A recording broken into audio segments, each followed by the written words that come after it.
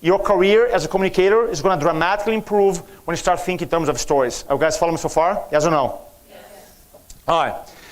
I'm going to give you 2 questions. Turn the little page here. You're going to love this. Okay?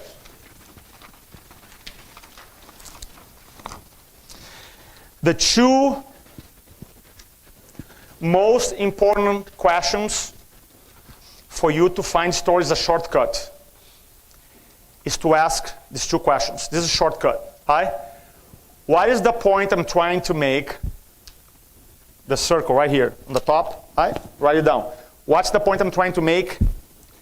What is an example of that? So when you write an email, you ask yourself, what's the point I'm trying to make? Question number 2, what do you ask yourself? What is an example of that? Let's say you have a meeting with your staff. And every meeting has a major big idea. Then say, what's the point I'm trying to make here today? Here's the point.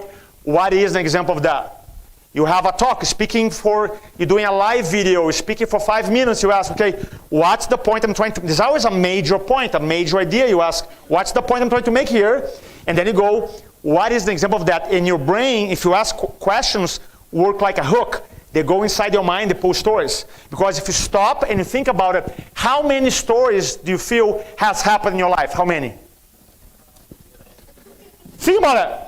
But what happens in storytelling is just like jokes. When you go to a party, right? You heard 1,000 jokes before. Then you're hanging out, someone tells a joke, someone tells a joke, someone tells a joke. Now it's your turn, you go, I don't know any jokes. Yes? Yes or no? You heard 1,000 jokes before. How is that possible? Well, because you're not paying attention. Now, everybody, raise your right hand. You grab your right earlobe, and you're going to pull twice. Not once, not 3 times, twice. Okay? 1, 2. Everybody? 1, 2. Congratulations. You just activated your storytelling radar. Because now you're aware, right? I mean, I'm walking around, and the stories happen I really go, I grab it, and I'm going to use it. How? I don't know. I'm going to use it. I know I'm going to use it. Why? Because I talk to other human beings. Yes? It's that simple.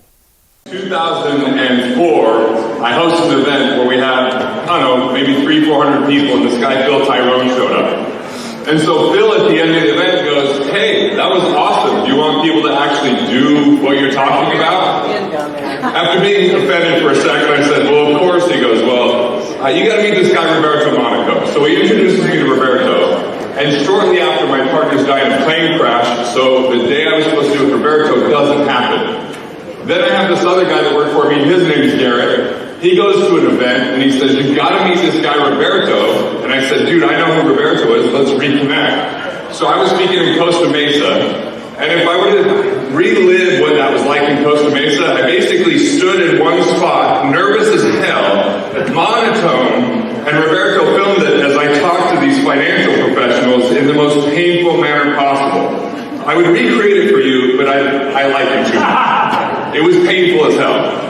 So he films it, and then we have a conversation where he critiqued it, and somehow he found the good in that and gave me all the good pieces in that critique, and some things to improve upon. I said, hey look, the other Garrett and I are going to host this event, why don't you fly in? He got in at 9:30 that morning, we're going to present that night, and at the end of that night, 88 people out of the 121 people in attendance bought my workshop a week and a half later. He chest bumped me, fist bumped me, we watched the video till 3 a.m. with the critique. So I'm here to tell you this guy has massively impacted my life. He's a little too humble to say it. And the one-on-one coaching is at such another level of what you can get. I was not a speaker when I met him. I was not an influencer, but I wanted to be. And he took it to a completely different level of bringing me confidence and capability that I never had before. And dude, the guy, more than almost anyone I've ever met, just leads with value. It's always value first, more value, more value, more value. I always felt like I was ripping him off when I paid him, because I just felt like that's what he brought. And so he's come into this profession because I introduced him to someone, and absolutely, I think, can make a transformation if you engage with him and work with him. So, like I said, this was unsolicited. I just felt compelled to let you know impact this gentleman can make. So, thank you.